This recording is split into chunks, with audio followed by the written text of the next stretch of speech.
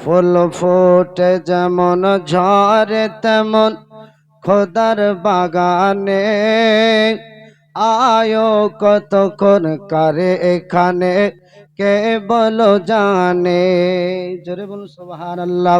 ফুল ফোটে যেমন ঝরে তেমন খোদার বাগানে আয়ো কতক্ষণ কারে এখানে কে বলো জানে। তাই থাকতে সময়,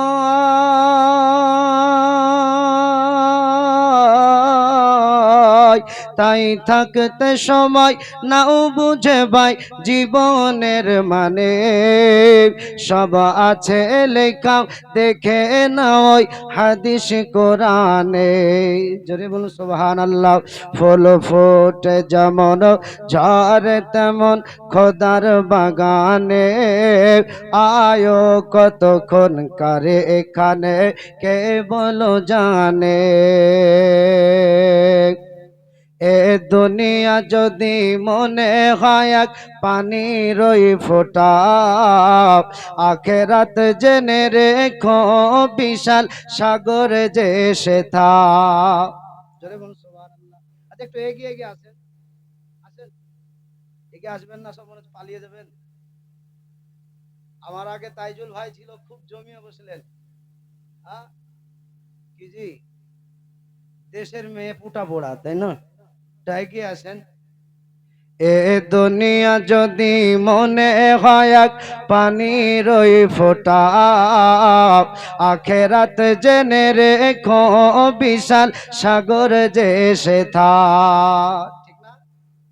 দুনিয়া সামান্য না? কত সুন্দর কবি বলছে, এ দুনিয়া যদি মনে হয় এক পানির ওই ফোঁটা, আখেরাত জেনে রেখো বিশাল সাগর যে সেথা। এখানের তরে ভাবনা যদি হয় তোমার তো ওখানের তরে ভাবা উচিত বলো না কত। সামান্য দুনিয়াতে ইয়া আমার ও আমার ভাবছি না।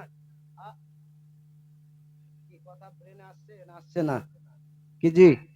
এখানের তরে ভাবনা যদি হয় তোমার তো ওখানের তরে ভাবা উচিত বলো না কত। তোমার হিসাব হবে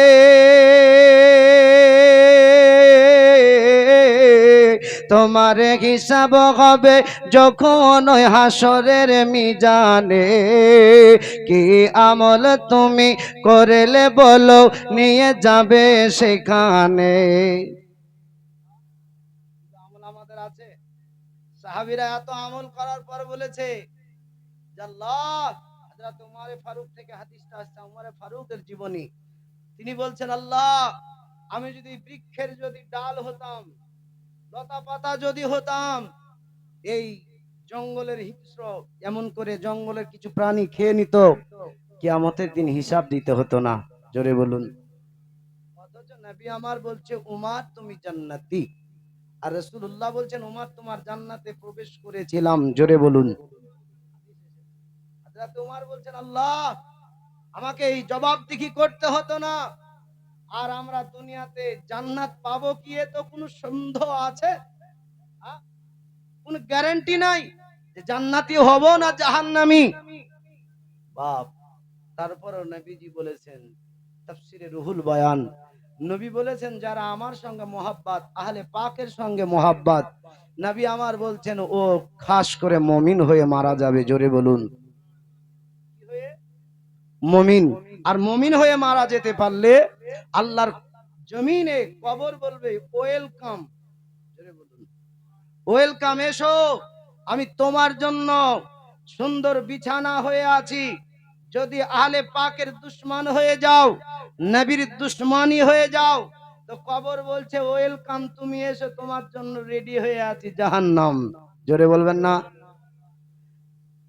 কি আমল তুমি করলে বলো নিয়ে যাবে সেখানে, ফুল ফুটে যেমন ঝরে তেমন খোদার বাগানে, আয়ো কতক্ষণ কারে এখানে কে বলো জানে, তাই থাকতে সময়,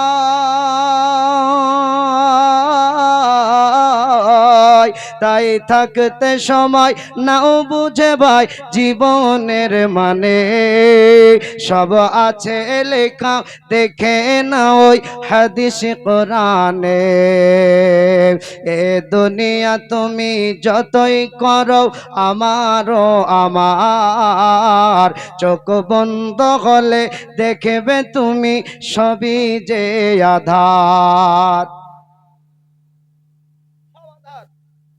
আমার বাপ চলে গেছে, আমার মেজো বাপ গেল, দাদু দাদি বড় দাদু বড় দাদি গেল। আচ্ছা কেউ কি কোনোদিন ফোন করে বলেছে কবরে কেমন আছি? ওটা জানতে গেলে হাদিসের থিওরিতে নবীর দেওয়া রাস্তাতে যেতে হবে, তবেই বোঝা যাবে এরা কেমন আছে নাকি। এ দুনিয়া যতই করো তুমি আমারও আমার, চোখ বন্ধ হলে দেখবে তুমি সবই যে আধার, যাদের জন্য তুমি গো আজ হলে দিওয়ানা, ভেবে দেখো এরা কেউ তোমার কবরের সাথী হবে না। মানুষ আমরা জালসা জুলুস করছি, বুঝলেন, আদায়ও করছি মসজিদে, মসজিদের জন্য গ্রামে চাইছি 100 টাকা দিতে, মানুষের বুঝেছেন ঘাম ছুটে যায়, আর 100 টাকা চাইতে গেলে বাপরে বাপ, এর মধ্যে কয়েকটা জালসা করলাম সবই আদায়ের জালসা। তাইজুল ভাই যে বলে গেল ও জালসাটাও আদায়ের ছিল, হ্যাঁ মসজিদের উন্নতি কল্পে জালসা। তো মুসলমান টাকা চাইতে গিয়ে আমাদের গলা ভেঙে যায়। মানুষ বলছে যে আমি এটা যদি দিই তো কাল সকালে কি হবে, মানুষরা নিজেরা নিজের রুজির চিন্তা করে। আল্লাহ বলছে বান্দা আমার নাম রাজ্জাক, আমি তো তোকে রুজি দেনেওয়ালা, তুই চিন্তা করনেওয়ালা কে? অশান্তি এত কিসের? বিবির সঙ্গে স্বামীর মিল নাই, হ্যাঁ পড়োশির সঙ্গে মিল নাই, বুঝেছে না, এ অশান্তিতে ভরা। মুসলমান একবার আল্লাহকে তাওয়াক্কাল করেন, মুস্তাফার উপরে মোহাব্বত করেন, দেখবেন দুনিয়াটা আপনার জন্য শান্তিময়। জোরে বলুন। ভাববেন যে গ্রামের ছেলে গ্রামের মানুষ, কে বলবে আমার ভাই, কে বলবে আমার ভাইপো, কে বলবে আমার চাচা নাকি, কিন্তু বাপ দালালি কথা নাই, দলিলি কথা। দুনিয়াতে আল্লাহর উপরে তাওয়াক্কাল করেন, কাজ হয়ে যাবে। মুস্তাফার উপরে ভরসা রাখেন, বিশ্বাস মোহাব্বত রাখেন, আপনি পার হয়ে যাবেন। হাজারো বিপদ আপনাকে গ্রাস করবে, কিন্তু নবীর মোহাব্বত নেন, আল্লাহর উপরে ভরসা করেন, বিপদ বলবে ওয়েলকাম, আমি চললাম, তুমি তোমা নিয়ে থাকো। জোরে বলুন। আল্লাহ বলছেন ইন্নাল্লাহা মাআস সাবিরিন, আমার উপরে ধৈর্য ধর। কি ধর? ধৈর্য ধর। এখন দুনিয়াতে বলছি ইয়া আমার ও আমার, কিন্তু বাপ রোগ হলে পরে ডাক্তারের কাছে গেলেই বলছে প্রেসক্রিপশন কত, বলে রক্ত রিপোর্ট, এ রিপোর্ট, ঠ্যান রিপোর্ট, চিকিৎসা হ্যান ত্যান, 5,000 টাকা। আর মসজিদের জন্য চাইছে 100 টাকা, মাহফিলের জন্য চাইছে 100 টাকা, না বেশি চাই কি গো? হ্যাঁ, আল্লাহর নবী বলছে সাদাকাতু তারাদ্দুল বালা, উম্মাতরে যখন বালা মুসিবত দেখবে সাদকা করো। আচ্ছা ভারতবর্ষের জন্য, পশ্চিমবঙ্গের মানুষের জন্য বালা এসেছে না আসেনি? কি গো, এসআইআর নাম, এটা একটা সুসুড়ি চুলকানো ভাই বলে গেল, বুঝেছেন। আপনারা তো রাজনীতিবিদ নিয়ে ব্যস্ত, দুনিয়া নিয়ে ব্যস্ত, আর আমরা কি করছি? যদি এই রাজনীতিকে বুঝতে হয় আল্লাহর কোরআন উঠান, 21 পারা সূরা কাসসাস পড়ুন। সুবহানাল্লাহ, যে আশায় যে নিয়াতে করে গেছে দান কবুল করো মাওলা পাক সুবহান। আল্লাহ তার দানকে কবুল করুন, সকলে বলুন আমিন। এবার বিষয়টা হচ্ছে যে এই যে এনআরসি, ঠিক না, এরা যে কোন রাজনীতি করছে দাদা আর দিদি আল্লাহই জানে, মানুষ বলবে না, কিন্তু আল্লাহ বলছে আমি তো সব জাননেওয়ালা, আমি তো আলিমুল গায়েব।